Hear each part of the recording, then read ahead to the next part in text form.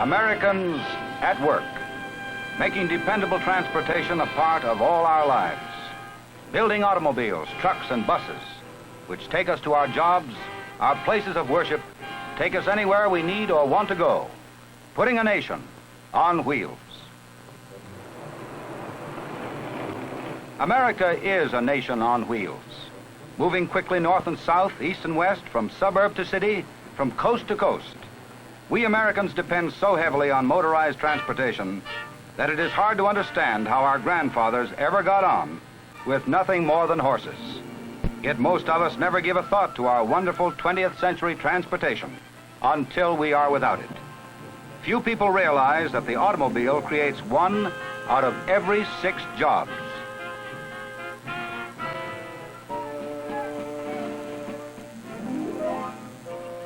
In 1906, when the automobile was but 20 years old, there were fewer than 2 million motor vehicles on America's roads. Today, there are more than 65 million, carrying people and packages around the corner or around the country.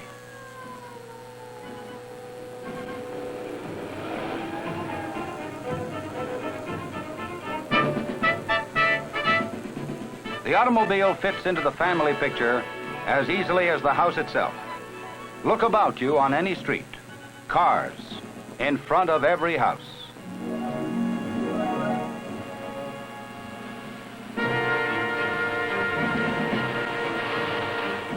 How do you build an automobile? Do you just take some steel and some iron, paint and fabric, rubber and glass, mix well and pour? It might seem that way, but it's not really that simple. In the pioneering days, all of the labor was done by man and manpower.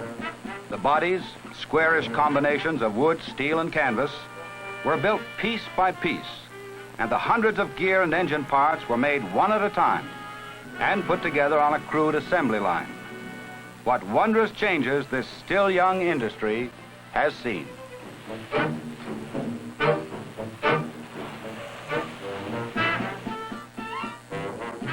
In less than half a century, methods have been improved so greatly that one day's production would more than fill a big parking lot.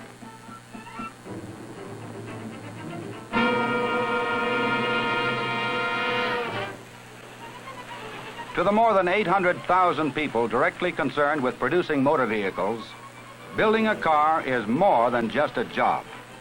It is a combining of skill and pride to serve a nation. The self-starter, introduced in 1912, and self-contained generating systems have been continuously improved. These are built, installed, and adjusted with the hands and eyes of alert, trained workers.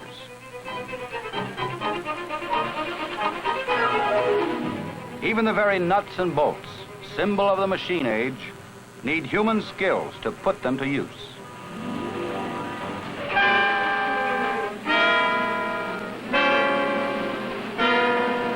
In the hands of a worker, a wrench becomes an extension of the man, tightening nuts, securing parts with the combined strength of muscle and steel.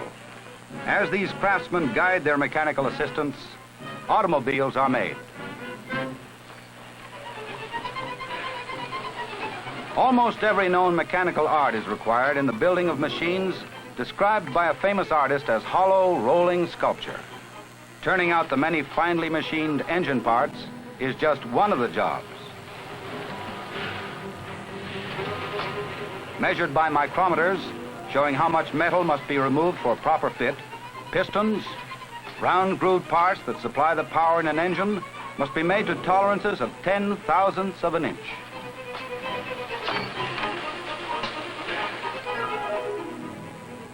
The crankshaft grinder measures the lobes and cams, the parts that balance and move the pistons in a rhythmic sequence, using special mics, as the micrometers are called.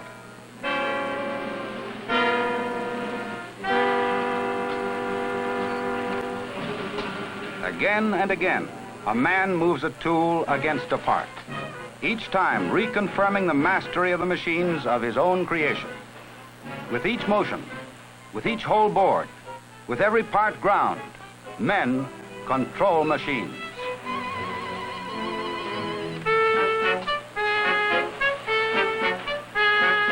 In an automobile engine, the moving parts must be free to turn. To separate them, small pieces of metal called bearings are used. In the finished motor, the crankshaft will rotate thousands of times a minute. With the bearings these workers carefully fit and install, the parts will move almost without friction. There will be many miles of use built into these machines.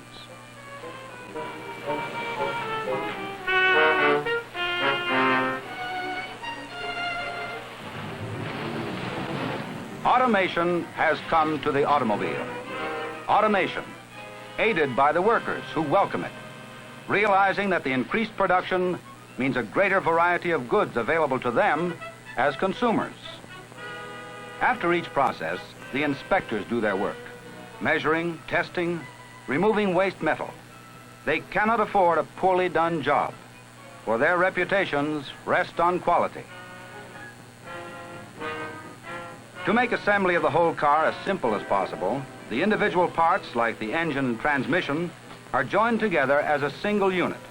After assembly, the units are carefully inspected and adjusted.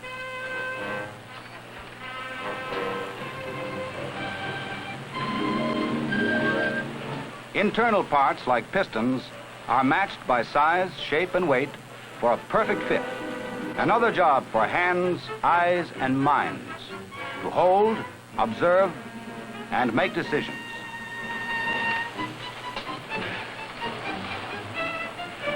As the parts fit together, special wrenches are used to tighten the bolts, turning them until they're exactly right. Here, the worker must know just how much force the parts will withstand.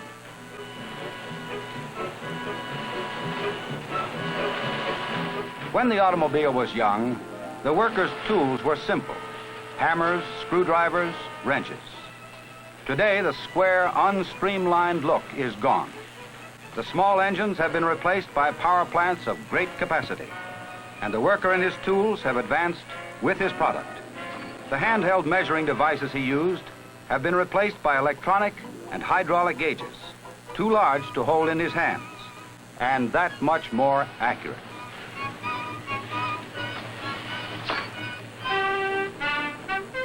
Close tolerances are of prime importance.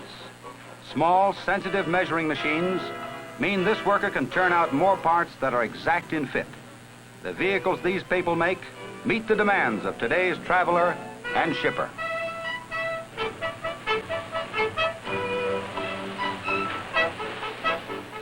When it comes to building bodies, coachwork is the traditional term, America's auto workers are second to none in ingenuity. The individual frame members and body pieces are brought by conveyors to a central point, where the body workers lock them into specially designed jigs, frames of steel that hold the pieces in place while the welders go to work.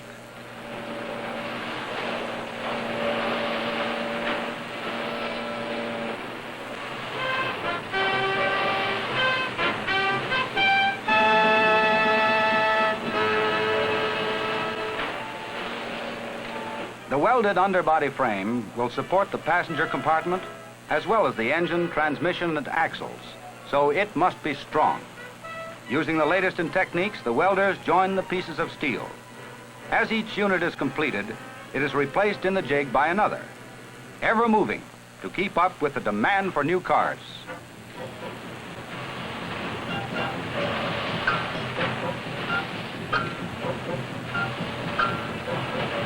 The workers in America's automobile plants have been pioneers in many areas.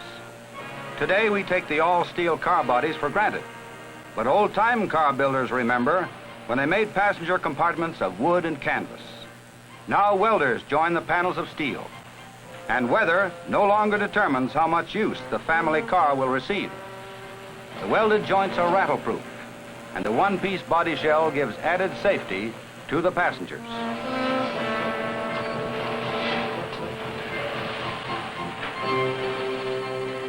The finished bodies, some weighing more than a ton, can be moved easily from one part of the plant to another.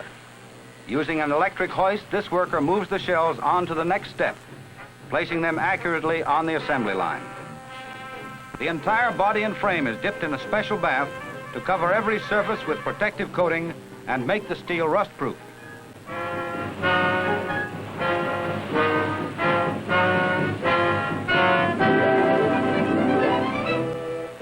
Our world today is a colorful one, enhanced by the brilliant finishes on our cars. In the spray rooms, the painters, artists with spray guns, give our cars every imaginable color and combination of colors we desire. Select what you like, from dignified black or gray to fire engine red, and these men will fill your order exactly.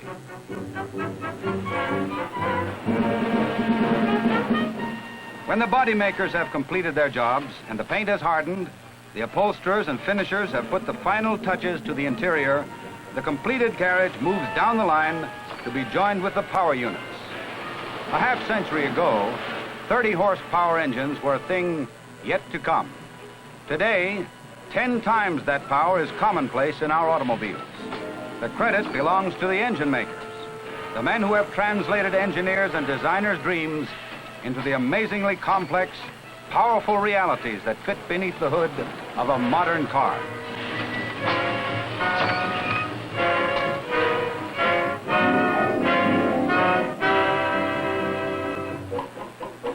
One of man's first inventions, the wheel, is still the most vital part of a car. The most powerful motor is useless if there are no wheels for it to turn.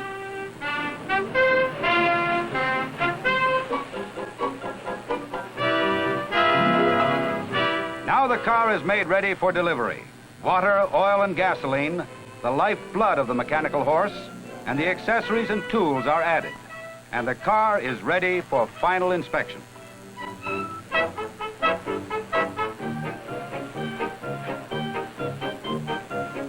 When all of the work is done, all of the parts ground, shaped, drilled, cut, bolted, and welded, the inspector makes one last check before the car rolls off the line. He checks to be sure his co-workers have built the best car possible, perfect in every way, ready to serve you. How do you build an automobile today? With men and machines. Machines to turn steel and glass, fabric and rubber into a unit of transportation. But it is men and women, united auto workers of the AFL-CIO, who must guide the machines, handle them with skill and precision, make them do the jobs. These are Americans at work for you.